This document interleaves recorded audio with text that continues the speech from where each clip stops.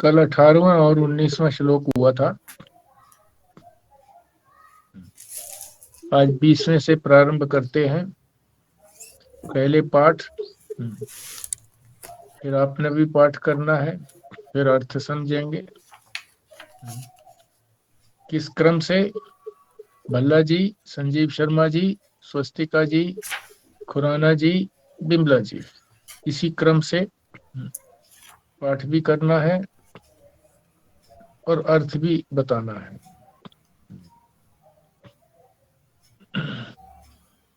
ब्रह्म सत्यम जगन मिथ्या इति एवं रूपो विनिश्चय सो अयम नित्यानित्य वस्तु विवेक समा सम उदाहृत है। हाँ जी। ब्रह्म सत्यं जगत् मिथ्या इति एव रूपं विनिश्चय सा अयं नित्य अनित्य वस्तु विवेका समुदाहृत।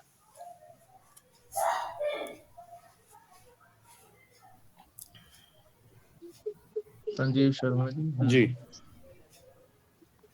ब्रह्म सत्यम जगत मिथ्या इति विनिश्चय इति एवं रूप विनिश्चय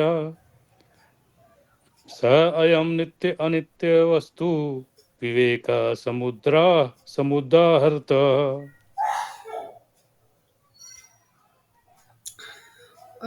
ब्रह्म सत्यं जगत् मिथ्या इति एवं रूप विनिश्चयः सः अयं नित्य अनित्य वस्तु विवेकः सम उदाहृतः।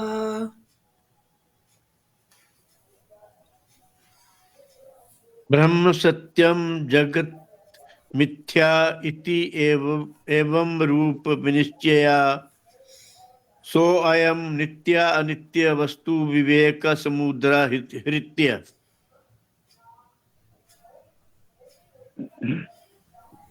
ब्रह्म सत्यं जगत् मिथ्या इति एव रूपः विनिश्चयः स अयं नित्य अनित्य वस्तु विवेकः समुदाहृत। ठीक, अर्थ समझते हैं।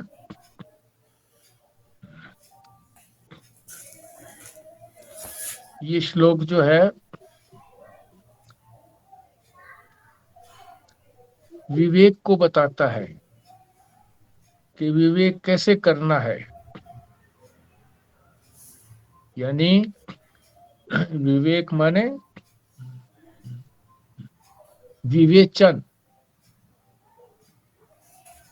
अच्छी प्रकार से अलग अलग कर देना।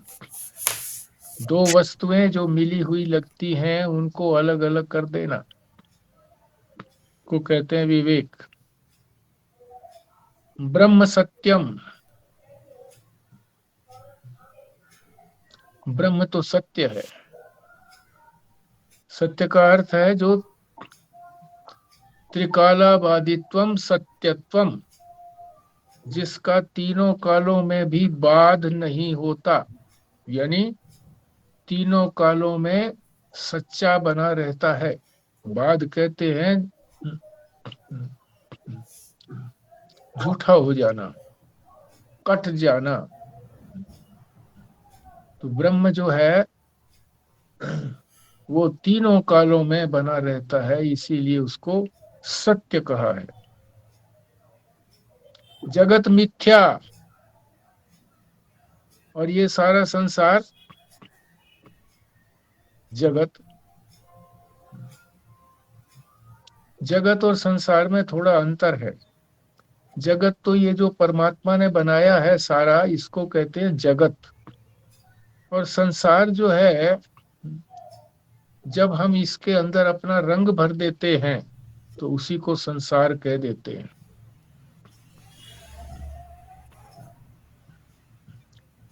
जगत मिथ्या, इस सारे को ही मिथ्या जानो, झूठा नहीं, असत्य नहीं। बल्कि मिथ्या। मिथ्या शब्द जो है वेदांत की विलक्षण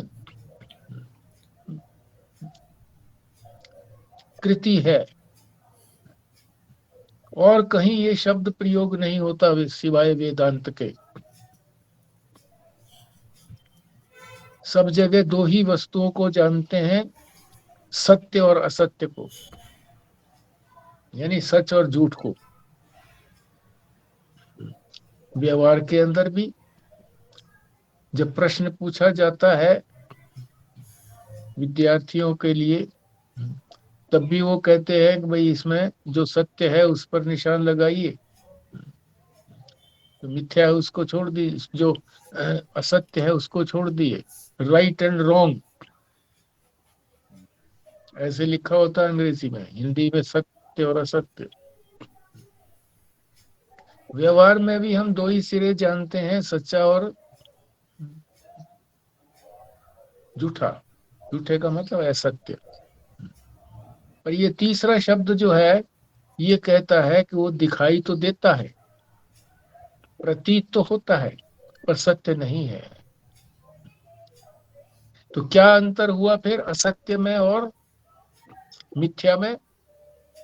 असत्य तो कभी प्रतीत होता ही नहीं। जैसे खरगोश के सींग किसी ने आज तक देखे नहीं और आगे देखेंगे भी नहीं। गधे के सींग कह दो। आकाश कुसुम, बिना जड़ के कोई फूल आकाश में लटकता हुआ दिखाई दे तो ये किसी ने नहीं देखी, इसको कहते हैं असत्य। और मिथ्या जो है उसको कहते हैं जो दिखता तो है, प्रतीत तो होता है, पर सत्य नहीं है। सत्य से भी अलग और असत्य से भी अलग। ये ठीक से आप समझ गए हैं? तो ब्रह्म तो सत्य है और जगत जो है ये मिथ्या है।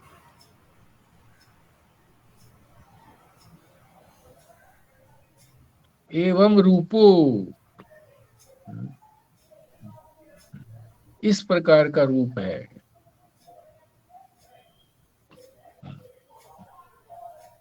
विनिश्चय, इसका दृढ़ निश्चय करिए। दोनों चीजों का, यानी ब्रह्म का भी कि ब्रह्म सत्य है, और जगत का भी कि जगत जो है वो मिथ्या है, सत्य नहीं है। इसका दृढ़ निश्चय करो, विशेष निश्चय, विनिश्चय। सो अयम, इन दोनों को अलग अलग समझें आप। सो या सह माने वह, और अयम माने यह। तो वह और यह जहां भी आएगा तो इस बात को आप पक्का समझ लेना, यह का मतलब तो हुआ जो हमारे सामने है। तो सामने क्या दिखाई देता है? संसार, जगत। और जिसके लिए जो हमें सामने नहीं दिखाई देता तो उसको क्या कहते हैं? वह।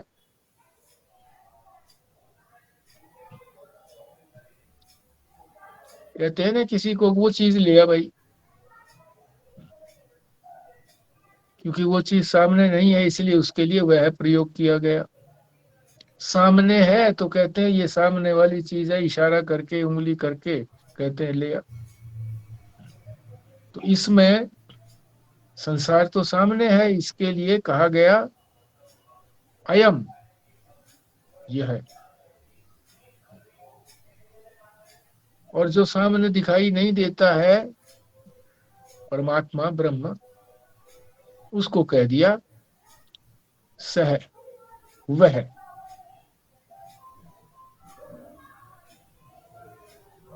तो यह और वह का ही अंतर है।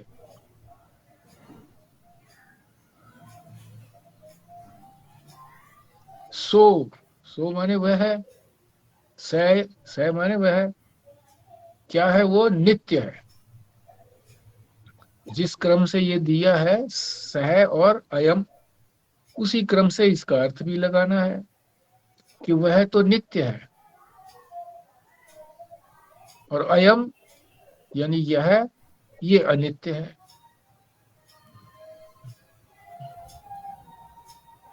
इसी को विवेक कहते हैं। इसका ठीक प्रकार से निश्चय हो जाए कि संसार तो मिथ्या है और ब्रह्म जो है वो सत्य है। यह जो है ये मिथ्या है और वह जो है वो सत्य है।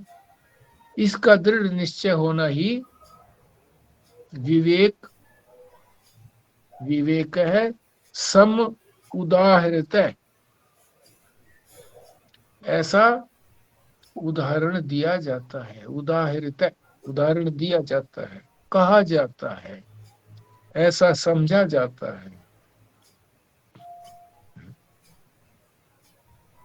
सारे का क्या अर्थ हो गया? ब्रह्म सत्य और जगत मिथ्या, जिसको वह और यह रूप से कहा गया है, यही विवेक है, इसी का निश्चय करना है। हाँ जी, अब सभी उसी क्रम से अर्थ करके बताइए।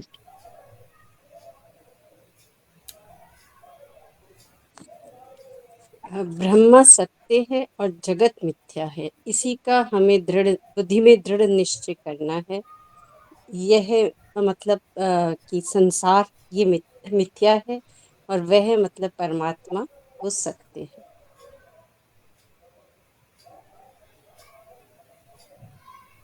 चलिए आगे। जी। ब्रह्म सत्य है, जगत मिथ्या है। मिथ्या का मतलब ये भाव ये है कि जो है नहीं पर दिखाई देता है, ऐसा जब निश्चय कर लें। और ब्रह्म सत्य है, सत्य का ये निश्चय करें कि जो वस्तु नित्य है, अपरिवर्तनशील है, वो नित्य है, वही ब्रह्म है। और जो जगत है ये परिवर्तनशील है, अनित्य है और अपूर्ण है। ये दृढ़ अगर विश्वास हो जाए, नित्य अनित्य वस्तु का पता चल जाए, समझ में आ जाए, तब कहें कि यहाँ विवेक हो गया। ठीक। इसमें कहा गया है कि हमें सत्य और असत्य का हमें सॉरी इसमें कहा गया है कि हमें यह निश्चय करना है कि ब्रह्म जो है वो सत्य है और जगत मिथ्या है। और इसको इस तरह से समझाया गया है कि नित्य और अनित्य वस्तु का अगर हम विवेक कर पाए कि क्या नित्य है और क्या अनित्य है, तो इसमें ये कहा गया है कि नित्य वस्तु तो ब्रह्म है, जो कि नित्य का मतलब ही ये है कि सत वस्तु और जो हमेशा रहने वाली है। और ये जो जगत है ये मिथ्या है, नश्वर है, परिवर्तनशील है और दुखदाई है। हालांकि इसमें ये बहुत अच्छी बात एक लिखी हुई है कि ये भी ब्रह्म की अद्भुत और भव्य अभिव्यक्ति है, पर फिर भी ये परिवर्तनशील है, नश्वर है और दुखद है। तो इस तरह से दो के बीच में डिस्टिंक्शन बताया है कि कौन सत्य है, कौन असत्य है। एक वो आप जगत और संसार का कुछ बता रहे थे, वो बताना। जगत तो जो परमात्मा ने बनाया है ना, पहाड़ बनाए, नदियां बनाई, आकाश बनाया, पृथ्वी बनाई, सारे ये पेड़ पौधे बनाए, हाँ जी, मनुष्य बनाए, पशु पक्षी कीट पतंग सब बनाए। ये तो जगत के लिए कहा गया, जगत जो परमात्मा ने बनाया। इसमें जो हमने रंग भर दिया ना, जैसे स्त्री को देखा कि है तो स्त्री, पर इसको अलग अलग ढंग से देखते हैं। जिसमें वासना होती है वो सोचता है कि ये पत्नी बन जाए, भोग लूं मैं। कोई मातृभूमि मातृत्व की तरह से देखता है कि ये माता, कोई बहन की दृष्टि से देखते हैं।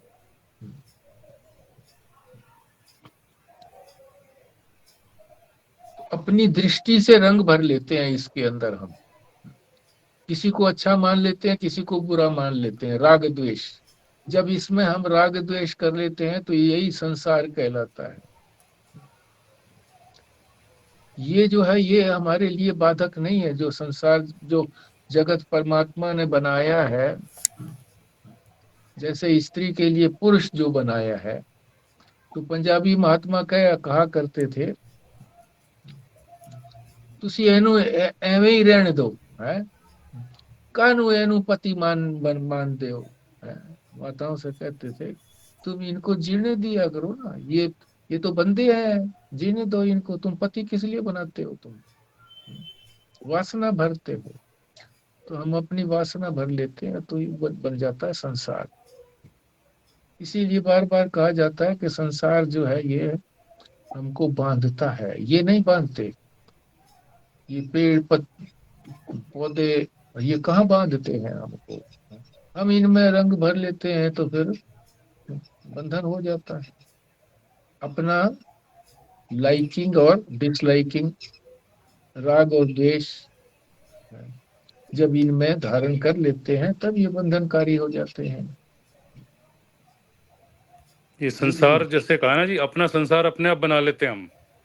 ये मेरा परिवार, ये मैंने एम्पायर खड़ा कर दिया जी, मैंने ये मतलब अपना जो बना लेते हैं ना, अपनी रचना कर लेते हैं संसार की। उसी को ब्रह्मांड कहो चाहे जी, मेरा ब्रह्मांड है ये, तो वो संसार है। जगत तो सभी कुछ जो है, पेड़ पौधे पहाड़ सब जगह, ये तो ये जीव जंतु सब ये बने तो परमात्मा के बने हुए, पर जब इसमें अपना मैं और मेरा कर लेते हैं तो वो हमारा अपना संसार बन जाता है। अपना ममत्व करने से, मेरा करने से वो मेरा संसार हो गया। ठीक बात है। पंचदशी के अंदर जीव सृष्टि और ईश सृष्टि की बात आई है कि एक है ईश सृष्टि जिसको जगत कहा, और एक है जीव सृष्टि, उसने अपनी सृष्टि रच ली। आधार यही रहा, इसी में अपनी जीव सृष्टि बना ली। तो जीव सृष्टि बाधक है, ईश सृष्टि बाधक नहीं है। ठीक। और जैसे आपने बोला ना, ऐसे ये भी कहा जाता है ना कि जैसी दृष्टि वैसी सृष्टि। हाँ ठीक है, जैसी दृष्टि वैसी सृष्टि। और एक मत और भी है कि जैसी सृष्टि वैसी दृष्टि, ऐसे भी है, दोनों तरीके से है। वो मत है, दो है ना, वो थॉट है, दो तरह के विचार है। वो किसी और संदर्भ में कहा जाता है। ठीक बात है, आगे चलिए। बुद्धि की जब दृढ़ धारणा हो जाती है कि ब्रह्म सत्य है और जगत मिथ्या है, यही नित्य और नित्य वस्तु का विवेक कहलाता है। ठीक।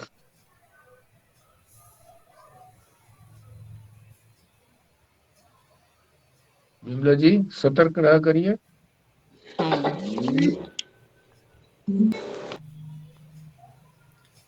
ब्रह्म ही नित्य है, ईश्वर है, ईश्वर ही सत्य है। संसार तो दिखाई दे रहा है नहीं, मिथ्या है। ये बुद्धि में निश्चय हो गया तो विवेक हो गया। नित्य नित्य विवेक हो गया। एक नित्य है, एक अनित्य है। ठीक है, आगे चलिए कृष्णा जी।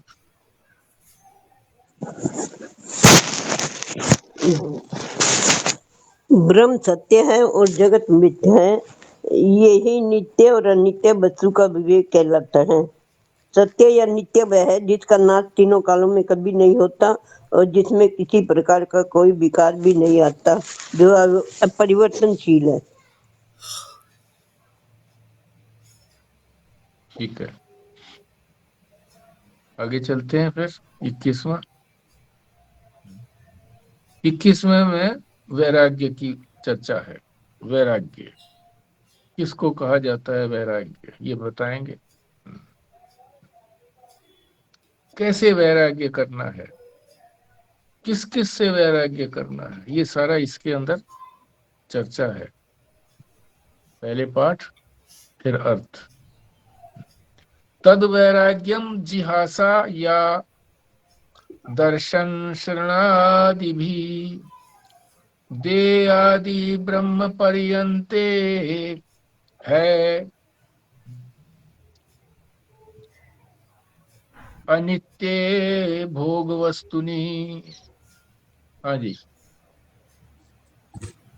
तत्वैराग्यम जिहासा या दर्शन शरणादिभिः देहादि ब्रह्म प्रयन्ते ही अनित्य भोग वस्तुनि। तत्वैराग्यम जिहासा या दर्शन श्रवणादिभिः देहादि ब्रह्म पर्यन्ते ही अनित्य भोग वस्तुनि।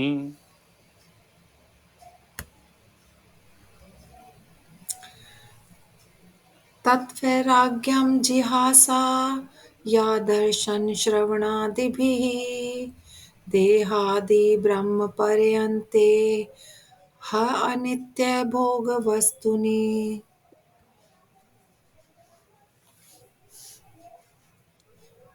तत्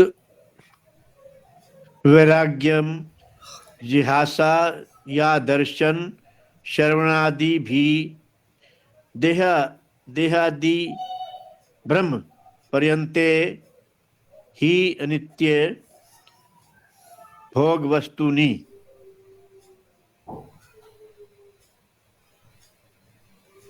तद्वैराग्यं जिहासा या दर्शन श्रवणादिभिः देहादि ब्रह्म पर्यन्ते ही अनित्य भोगवस्तूनि।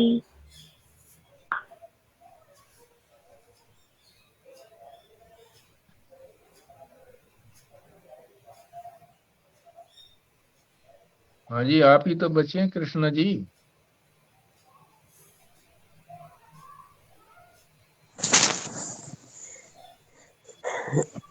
तत्वैराग्यम जिहासा या दर्शन शरणादि भी देहादि ब्रह्म प्रियंते ही अनित्य भोग वस्तुनि। ठीक, अर्थ समझते हैं जी। तद वैराग्यम, तत्वैराग्यम, वैराग्य का मतलब उस वस्तु को त्याग देना, छोड़ देना, उसे वैराग्य कहा जाता है। किसे कहा जाता है वैराग्य? जिहासा, छोड़ने की इच्छा, तीव्र इच्छा छोड़ने की, उसको वैराग्य कहा जाता है।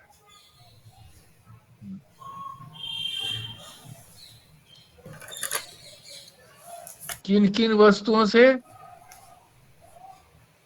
या दर्शन श्रवण आदि भी, देखने, दर्शन माने देखना, देखने, और श्रवण का मतलब सुनने। देखने और सुनने,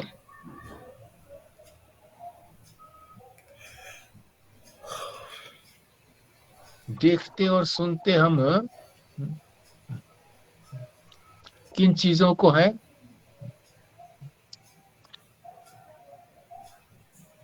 5 विषयों को ही तो देखते और सुनते हैं। उन्हीं में से देखना सुनना है। आदि लगा दिया तो पांचों के पांचों और विषय आ गए, शब्द स्पर्श रूप रस गंध। और देखने वाले कौन से यंत्र हैं हमारे? पांच ज्ञानेंद्रियां, वही तो है ना देखने आदि के, सुनने आदि के पांच ज्ञानेंद्रियां। पांच ज्ञानेंद्रियों से जिन विषयों को हम देखते या सुनते हैं वो, और उसके अंदर और भी मिला लो क्या, देहादि ब्रह्म पर्यंते, देह आदि,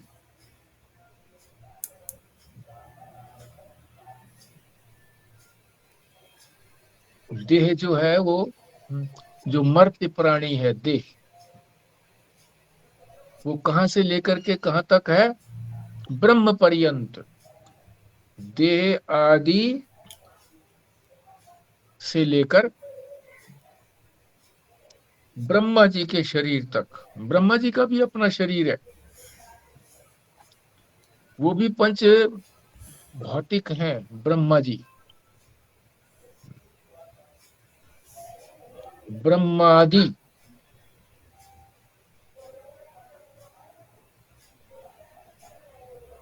तो कहा है, मनुष्यों से लेकर क्या जिनके भी इस लोक में जो भी शरीर है, पशु पक्षियों के शरीर है, इनको भी शरीर कहा है। जो पहाड़ हैं, नदियां हैं, ये भी शरीर है। सबसे, इनसे लेकर के यानी इस लोक के जो भी पदार्थ हैं उन सब से लेकर के परलोक तक, ब्रह्म तक, ब्रह्म के शरीर तक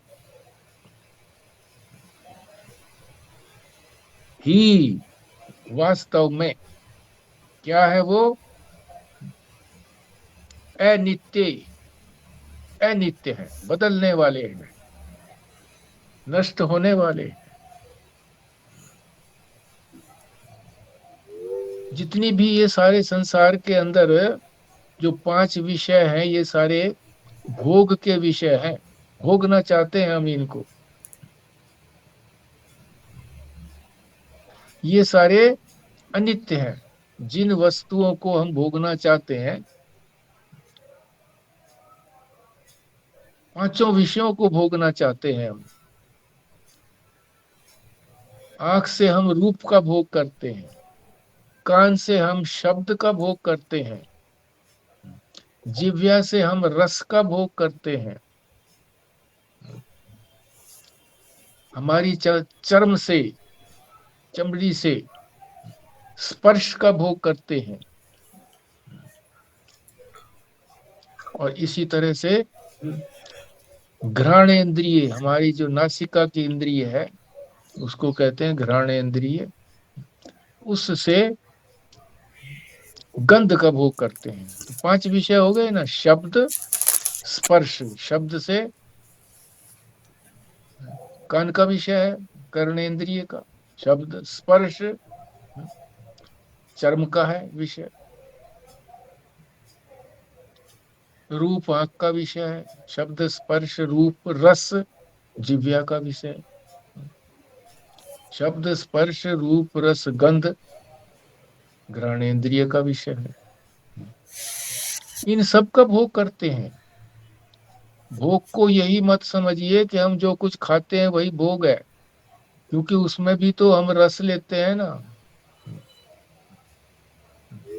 और काम वासना का भोग करते हैं, उसी को नहीं समझना है। सब तरह का भोग, पांचों ज्ञानेंद्रियों से जो भी कुछ हम अंदर लेते हैं, आंख से रूप को अंदर लेते हैं, भर लेते हैं ना रूप किसी का, शब्द भर लेते हैं किसी का, अरे बहुत अच्छा है भैया, गूंजती रहती है वो आवाज। कुंभ में एक बार जा रहे थे, कभी 50 साल पहले की बात होगी, तो ऊपर की सीट पर कोई माता जो थी वो लेटी थी और वो गाना गा रही थी। वो दिमाग से उतर गया कौन सा गाना था, बड़ा प्रसिद्ध गाना है, बहुत अच्छा लगा वो। तो शब्द को भर लिया हमने अपने अंदर, इसी तरह से भर लेते हैं। ये सारी भोग की वस्तुएं हैं। 5 ही वस्तुओं का भोग करते हैं, इससे अतिरिक्त कोई भोग नहीं करते हम। काम वासना भी जो है वो भी स्पर्श इंद्रिय का भोग है। स्पर्श इंद्रिय, स्पर्श, स्पर्श सुख है। तो सारे का क्या अर्थ हो गया? पांचों ज्ञानेंद्रियों से जिन जिन जिन विषयों का भोग होता है, उनका तथा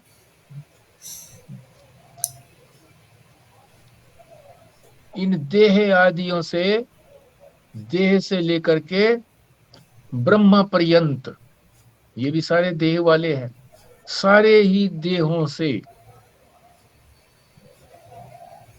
को छोड़ने की तीव्र इच्छा, उसको कहते हैं वैराग्य।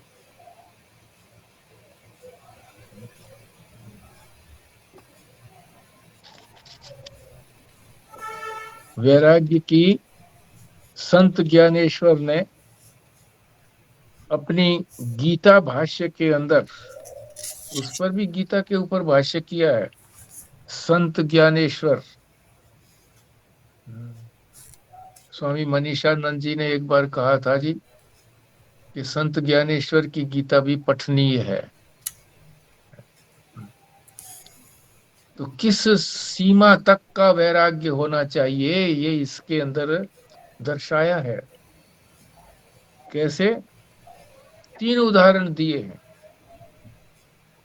अप्रतिम उदाहरण, यानी उनकी कोई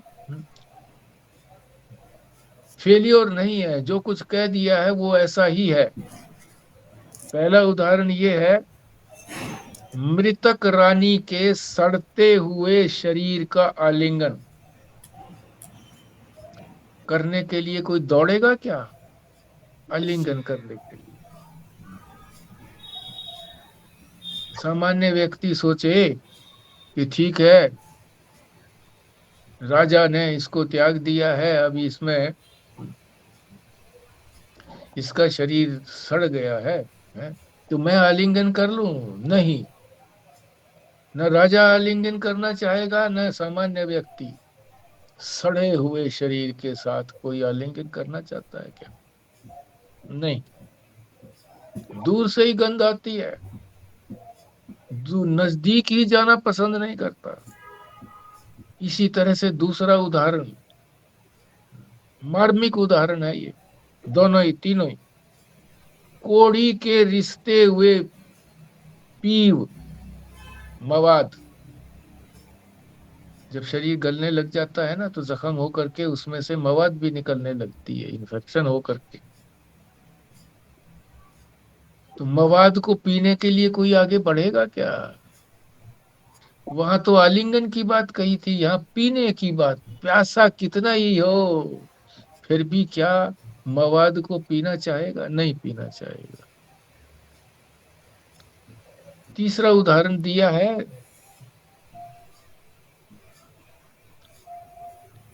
बहुत दिनों से चाहे नहीं नहाया है, नहाना चाहता है, तो पिघला हुआ लोहा, लोहा जब बहुत अधिक तापमान में उसको गर्म किया जाता है तो पिघल जाता है, पानी जैसा हो जाता है। क्या उसमें कोई स्नान करना चाहेगा? पिघले हुए गर्म लोहे में कोई स्नान करना नहीं चाहेगा। इस तरह का इस संसार से वैराग्य हो जाए, कितनी मार्मिक बात है। यानी इधर देखने को भी मन न करे, नाक भी रोक ले आदमी, सांस से भी इधर नहीं लेना है मैंने, गंध भी नहीं लेनी है इस संसार की, स्पर्श भी नहीं करना है, चखना भी नहीं है। संसार का कोई पदार्थ मुझे चखने के योग्य नहीं है। सुनने के योग्य भी नहीं है, संसार की किसी भी बात को सुनने की इच्छा नहीं है, संसार की बात। आप कहोगे जी फिर क्या करेंगे, अब ये पांचों ज्ञानेंद्रियां तो परमात्मा ने दी है, परमात्मा ने जिस कार्य के लिए दी है कि इनका किधर प्रयोग करना है उधर करना है। पांचों ज्ञानेंद्रियों का प्रयोग किधर करेंगे, परमात्मा के रूप को देखेंगे, परमात्मा के जो प्रसाद मिला है उसका रस लेंगे, परमात्मा की वाणी ही सुनेंगे, भक्तों की वाणी ही सुनेंगे।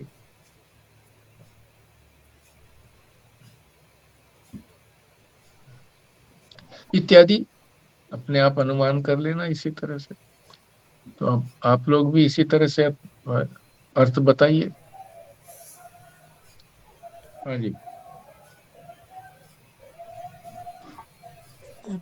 पांचों ज्ञानेंद्रियों से हमें जिन जिन विषयों का भोग होता है, जैसे शब्द, स्पर्श, रूप, रस, गंध, और इनसे वैराग्य करना है। वैराग्य की तीव्र इच्छा हो, और देह से लेके ब्रह्मा जी के शरीर तक जो भी आता है, जो कुछ भी अनित्य भोग हैं, जिनका भी अनुभव होता है, उन सबको त्याग देने की इच्छा ही वैराग्य। बहुत अच्छे। यहाँ ये वैराग्य के बारे में ये कहते हैं कि जितने जो भी हमारी इंद्रियां हैं, इंद्रियों से देखने, सुनने, और जो पांचों इंद्रियों से जितने भी भोग हैं, और देह के और देह के पर्यंत जितनी भी भोग वस्तु हैं, उन सबको छोड़ने का नाम ही वैराग्य है। इस श्लोक में वैराग्य के बारे में बताया गया है। वो कहते हैं कि जितने भी संसार के विषय हैं, जो हम अपने कर्मेंद्रियों, ज्ञानेंद्रियों से, देह से सब अनुभव करते हैं, देह से लेकर के ब्रह्मा जी के तक, मतलब उन्होंने बिल्कुल लोअर लेवल से हायर लेवल तक की बात बता दी। और ये कहा इससे जो भी कुछ हम अनुभव करते हैं वो सब अनित्य भोग हैं।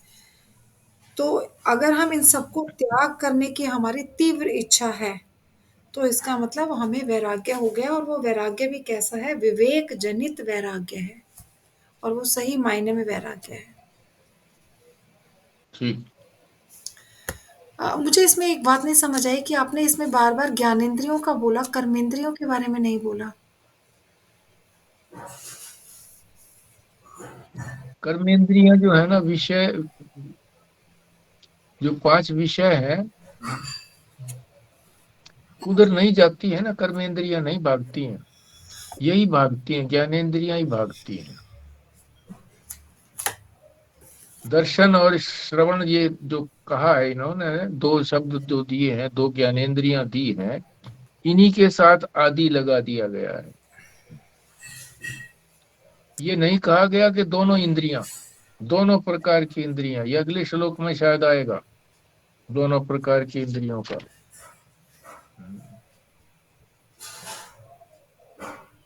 इसमें एक बात और गई जी कि बुद्धि जो है ना ठीक से समझ ले, मगर ये बुद्धि ठीक से समझ नहीं पाती है। मतलब खुद अनुभव होने के बाद भी, कई बार अनुभव भी होते हैं, फिर भी उनकी कदर नहीं होती है। फिर उन्हीं विषय भोगों में भटकता है, फिर विषय भोगों में जाता है बार बार।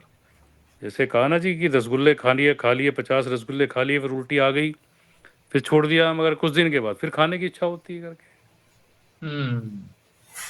बिल्कुल ठीक बात है। अभ्यासिक सुख हो जाता है ये, अभ्यासिक सुख।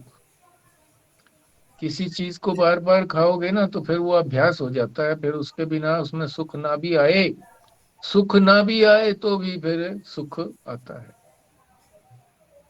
अरे वो पंजाबी महात्मा तो बुरी बात भी कहते थे, तुम भोग विलास करते हो तो बाद में फिर पछताते हो कि नहीं पछताते, ऐसे बोलते थे, सीधा कुठाराघात करते थे, सबसे पूछते थे ओ तू दस, ओ तू दस की स्थिति होती है तेरी बात से, ऐसे बोलते थे। हाँ जी। ठीक है, आगे चलिए। सुख जो है वो कई प्रकार का मैं बताया। एक तो अभ्यासिक सुख, अभ्यास से सुख होता है। तम्बाकू खाते हैं, शराब पीते हैं, ये अभ्यास से सुख हो गया।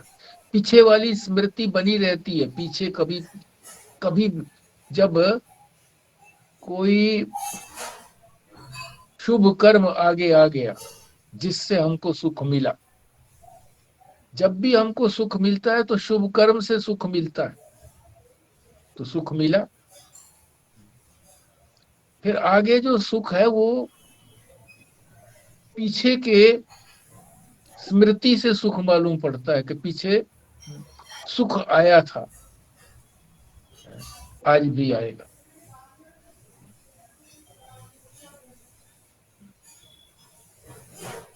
आभ्यासिक सुख, अभ्यास जो है ना वो पिछली स्मृति को याद रखता है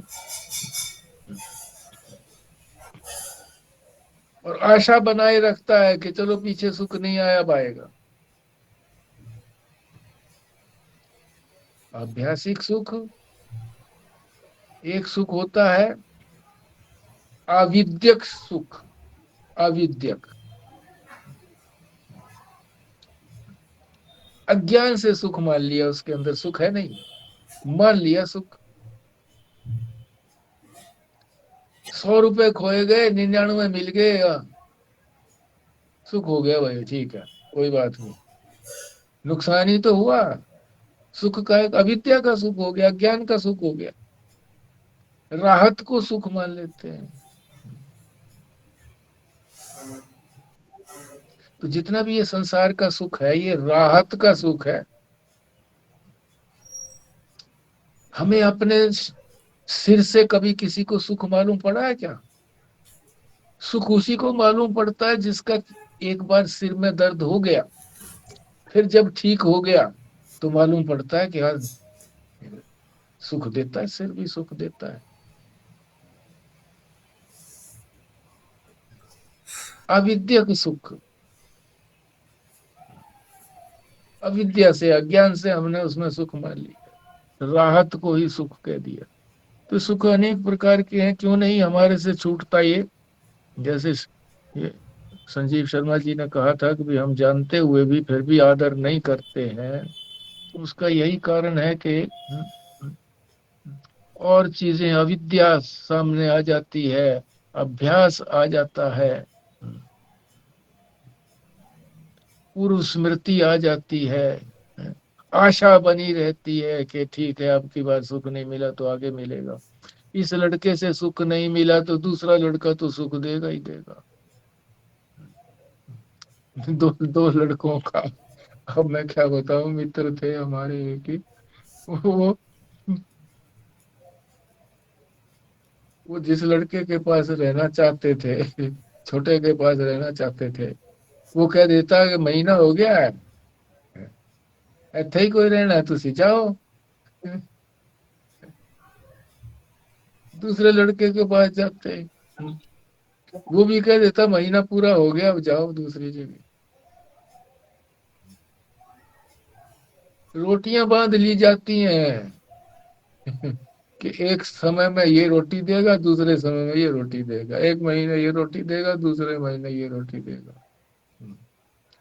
और फिर वही लड़के जो है उसकी मृत्यु के बाद रोते भी हैं। ये ऐसा ही संसार है। ठीक है, आगे चलिए जी। देखने सुनने आदि के से प्राप्त और नश्वर देह से लेकर ब्रह्मा जी तक के शरीर के माध्यम से अनुभव करते हुए अनित्य भोग हैं, उन सब को त्याग देने की इच्छा ही वैराग्य है। बहुत अच्छे।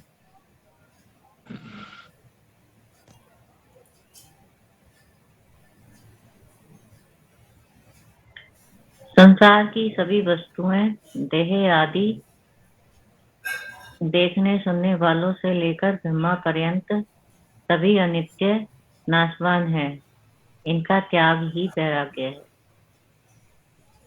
ठीक है।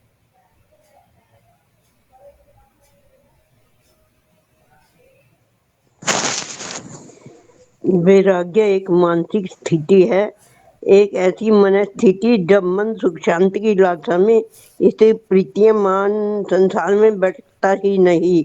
अंशय यह है कि जब एक बार विवेक जागृत हो जाता है या कम से कम बुद्धि में इतनी बात बैठ जाती है कि विषय क्षणिका और अपने आप में सुख पहुंचाने की उनकी कोई सामर्थ्य नहीं है, तब बड़ा मन व्यर्थ में उनकी ओर क्यों दौड़ेगा। अष्टावक्र गीता में भी कहा है, मोक्ष है तू चाहता सम विषय तजता तरे। ठीक, आगे चले जी। 22वां श्लोक। विरज्य विषय व्राताद दोष दृष्टया मुहुर्मुहुर् स्वलक्ष्ये नियतावस्था मनसः शम उच्यते। हाँ जी। विरज्ये विषये व्रातान् दोष दृष्ट्या मुहुर्मुहुः स्वलक्ष्ये नियतावस्था मनसा शमः उच्यते। विरज्य विषय व्रातान् दोष दृष्टया मुहुर्मुहुः स्वलक्ष्ये नियतावस्था मनसः क्षमा उच्यते। विरज्य विषय व्राताद् दोष दृष्टया मुहुर्मुहुः स्वलक्ष्ये नियतावस्था मनसः शम उच्यते। विरज्य विषय व्रातान दोष दृश्या मुहुर्मुहुः स्वलक्ष्ये नियतावस्था मनसा शम उच्यते।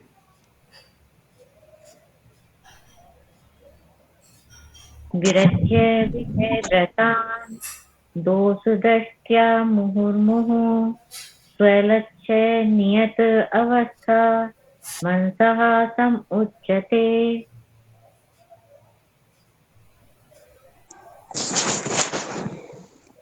विराज्य विषय वातान दोष दृष्टा मुहुर्मुहुः स्वलक्ष्ये नियतावस्था मनसः सम उच्यते। लाइट ऑन करते अर्थ समझते हैं जी। विरज्य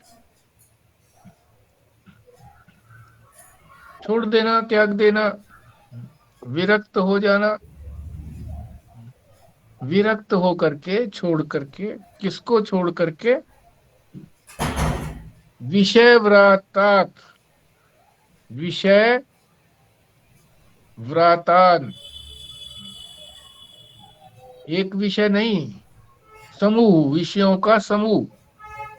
इंद्रियों के जितने भी विषय हैं, वही 5 ही विषय हैं इंद्रियों के, शब्द स्पर्श रूप रस गंध। उन सारे ही विषयों के में दोष दृष्टया, दोष दर्शन करना है। मुहुर्मुहुः, बार बार, एक बार नहीं, अनंत बार दोष दर्शन करो। दोष है उनमें, ये नहीं है कि राग द्वेष के कारण दोष देखते हैं, दोष है। शास्त्र कहता है, हमें भी अनुभव होता है दोष का, मगर हम वासना के कारण फिर आशा बनाए रखते हैं, उनसे दोष दर्शन नहीं करते। जब तक दोष दर्शन नहीं करेंगे तब तक वैराग्य भी नहीं होगा। वहां दोष दर्शन की बात नहीं कहेगी छोड़ने के लिए, तो इतना ही बताया कि भाई ऐसे ऐसे छोड़ना है। पर दोष दर्शन से ही वैराग्य होगा सारे संसार से, विषयों के समूह से। शब्द स्पर्श रूप रसगंध, ये सारा संसार 5 विषयों वाला ही है, और इसको बार बार करना है, दोष दर्शन बार बार करना है। दोष दर्शन करके फिर कहाँ लगाए अपने मन को? स्वलक्ष्य, अपने लक्ष्य में, परमात्मा में, ब्रह्म में, आत्मा में नियतावस्था नियत कर दे, मतलब उसको संयमित कर दे। किसको? मन से है, मन का संयम कर ले। मन जिधर जाना चाहता है उधर नहीं, जिधर हम ले जाना चाहते हैं उसको उधर मन जाए। परमात्मा की तरफ ले जाना चाहते हैं उधर मन जाए। मन तो संसार की तरफ भागेगा क्योंकि इंद्रियां जो है वो बहिर्मुख हैं। इंद्रियां बाहर विषयों की तरफ जाएंगी, आकर के मन को संदेशा देंगी, देखो बाहर फूल खिला हुआ है। तो मन जा करके फिर उस पर इंटरप्रेट करेगा, हाँ बहुत अच्छा है ये तो, है गुलाब का फूल बहुत अच्छा है, ये तो मैं ले लूं। मन फिर उसके अंदर मैं बुद्धि डाल देगा, इंटरप्रेट करेगा उसको। इंद्रियां इंटरप्रेट नहीं करती हैं। नियतावस्था,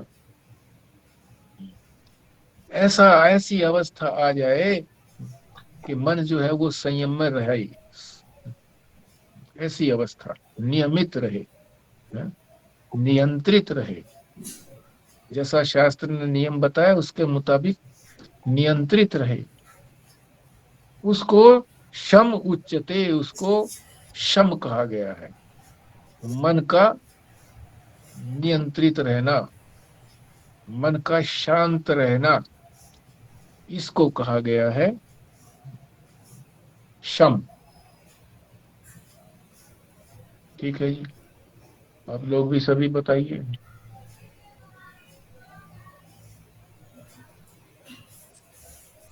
हाँ, इंद्रियों के जितने भी विषय हैं उन सब विषयों में हमें बार बार दूरदर्शन करना है, और दोष दर्शन करके फिर अपने मन को संयम करना है, परमात्मा में लगाना है, और जब ये मन शांत होगा उसी को हम शम कहते हैं।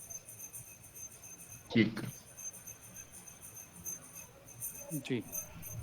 इंद्रियों के विषय भोग में दोष दर्शन देखते हुए अपने मन को किसी बड़े लक्ष्य में लगाकर उसको शांत करें और विरक्त होकर उसको शांत करें, तो वे इसी का नाम शम है।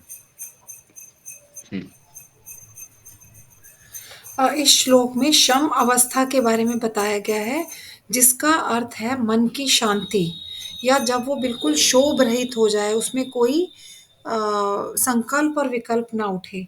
और ऐसा तभी हो पाएगा, हम विचार जो हमारे हैं वो लगातार जो आते रहते हैं उनको हम तभी रोक पाएंगे जब हम इस संसार के सभी विषयों में दोष दर्शन करें और ये समझें कि ये सारे दोषपूर्ण हैं। फिर हम उससे विरक्त हो जाएंगे और वहां से मन को हटा करके हमें लगातार ये कोशिश करनी है कि दोष दर्शन करके हम उसको लक्ष्य में, अपने लक्ष्य में लगा पाएं, जो कि परमात्मा है या ब्रह्म है, उसमें लगा पाएं। तो फिर ऐसा करने से जो एक अवस्था प्राप्त होगी उसको शम कहते हैं। और मतलब इसकी वजह से हमारा संसार के विषयों से मन हट जाएगा और वो बिल्कुल अनुशासन में आ जाएगा। मन की शांति, बस अखंडानंद जी ने कहा है शम के लिए मन की शांति, दम के लिए कहा इंद्रियों की शांति, कुप्रति के लिए कहा है शरीर की शांति। शरीर अब उछल कूद नहीं करता। हाँ जी, चलिए आगे चलो।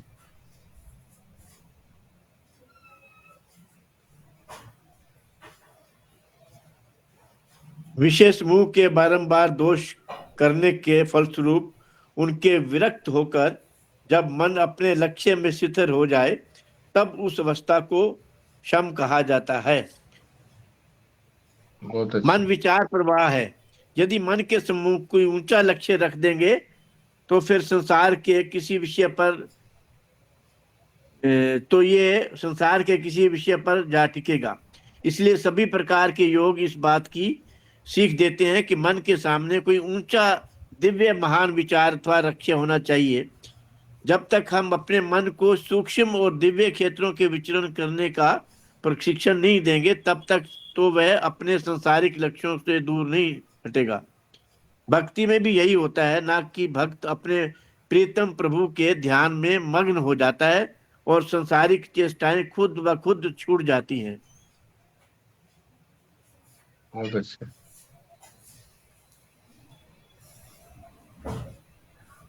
इंद्रियों के विषय में दोष दर्शन करना है।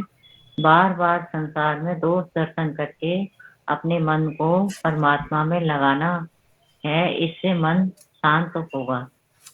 इसको सम कहा। ठीक है।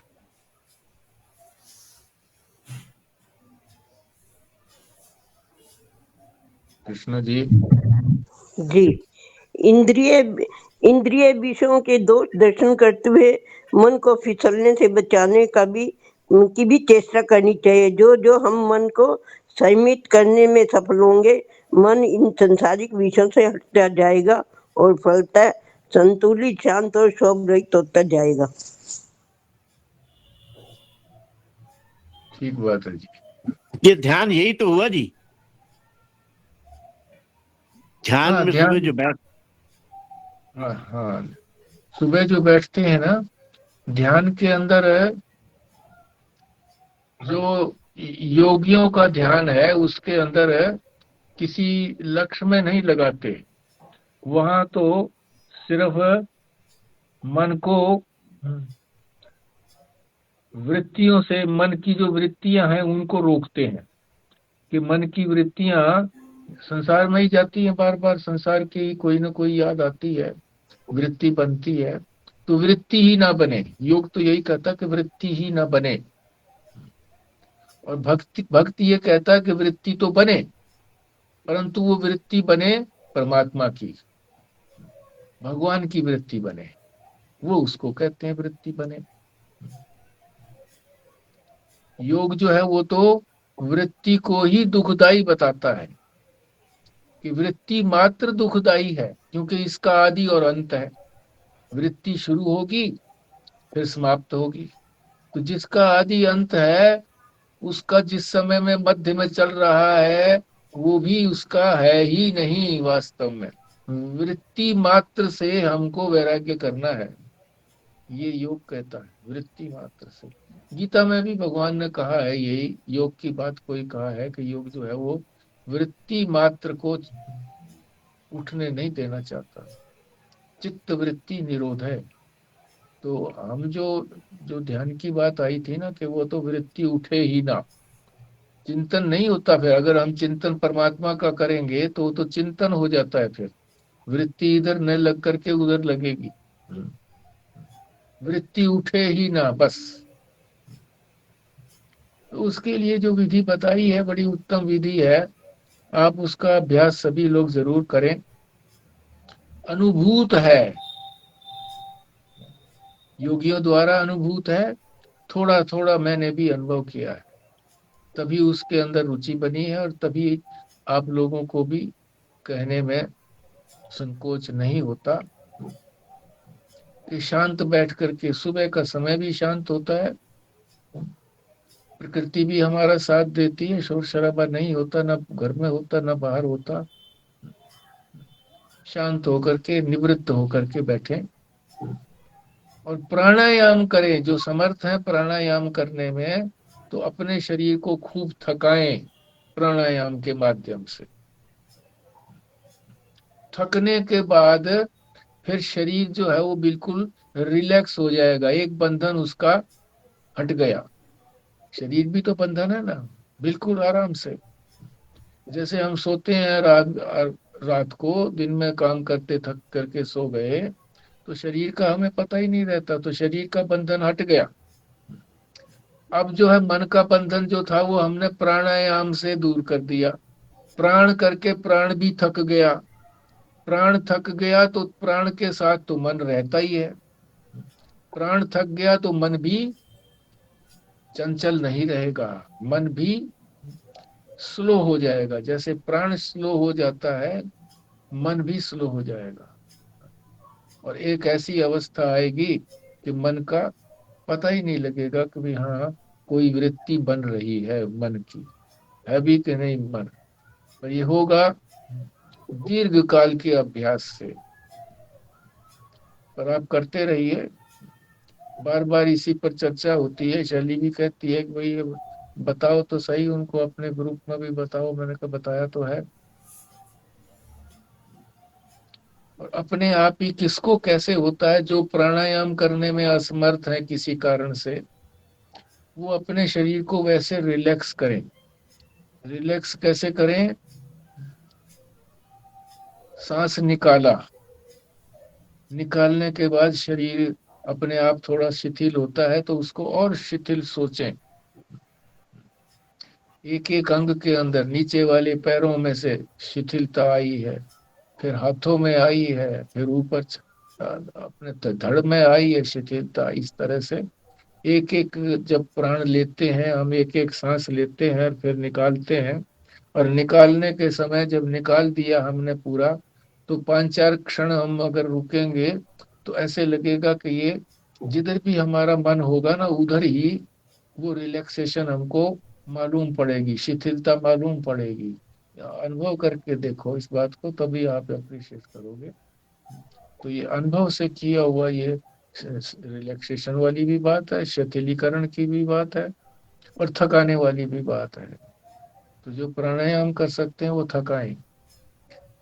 आज मैंने जो था एक्सरसाइज करने के बाद किया, तो एक्सरसाइज करने के बाद थक जाता है, घंटा भर एक्सरसाइज की, विभिन्न प्रकार की प्राणायाम भी किया, तो थक जाता है शरीर। तो शरीर की बाधा हट गई, बाधा हट गई तो जल्दी सी एकदम वृत्तियां बननी बंद हो गई। वृत्तियां नहीं बनी। वृत्तियां जब नहीं बनती हैं तो ऐसी स्थिति होती है जैसे नींद में आ गई, सो गई नींद, तो झटका लगने लगता है। तो जहां ये झटका लगा तो आप ये समझिए कि हाँ, ये कामयाबी हो गई है। मन एकाग्र हो गया था, मन जो है इधर उधर विचार नहीं कर रहा है, वृत्ति कोई नहीं बन रही है। रात को हम किस लिए कभी कभी नींद नहीं आती कि हम वो सोचने लगते हैं किसी बात की, उसी की वृत्ति बनती रहती है बार बार। चाहे वो प्रसन्नता की बात हो, अति प्रसन्नता की बात हो, किसी की नौकरी लग गई, बहुत बढ़िया नौकरी लग गई, तो रात को उसी के बारे में चिंतन होता रहता है। कोई हानि हो गई तो उसी के बारे में उसका चिंतन होता रहता है बार बार। तो चिंतन होता रहा, चिंतन क्या मतलब, वही वृत्ति बनती रहती है उसी तरह की बार बार, तो बनती रहती है, तो नींद नहीं आती। तो जहां वृत्ति शांत हुई तो मन शांत हो गया। मन तो वृत्ति रूप है ना, वृत्ति के अतिरिक्त मन की कोई सत्ता तो है नहीं। वृत्ति बनती है तब मन है, जब वृत्ति बनेगी नहीं तो मन नहीं रहा। तो आप देखेंगे शिथिलीकरण के बाद भी वृत्ति शांत हो जाती है, नहीं उठती है। और इसी तरह से प्राणायाम, खूब प्राणायाम करेंगे तो भी थक जाते हैं। फिर भी जहां प्राण थके वहां फिर मन भी थक गया, मन भी उसके साथ रहता है। मन थके चाहे ना थके, पर उसके साथ देता है। वो तेज चलता है मन, प्राण, तो वो भी तेज चलता है। स्लो हो जाता है तो ये भी स्लो हो जाता है। ये कुछ काल के लिए बंद हो जाता है सांस लेना, तो वो भी बंद हो जाता है। वो जो स्थिति आती है उसी को कहते हैं ध्यान, योग का ध्यान। और ये सारे आवरणों से मुक्त होने का ध्यान है। हमारे ऊपर यही तो आवरण है सारे, मन है, इंद्रियां है, शरीर है, ये सारे आवरण है हमारे ऊपर, खोल चढ़े हुए। इनसे तो निवृत्त होकर के हमारी आत्मा का ज्ञान हमको होगा। तो ठीक है, अधिक ना कह करके नहीं, सबका हो ही गया। कृष्णा जी हो गया ना आपका भी? हो गया। हाँ तो ठीक है, फिर कृष्णा जी आप ही करिए पूर्णाहुति। ओम पूर्णमद पूर्णमिदं पूर्णात् पूर्णमुदच्यते पूर्णस्य पूर्णमादाय पूर्णमेवावशिष्यते। ओम शांति शांति शांति। ओम नारायण नारायण नारायण नारायण नारायण। नारायण।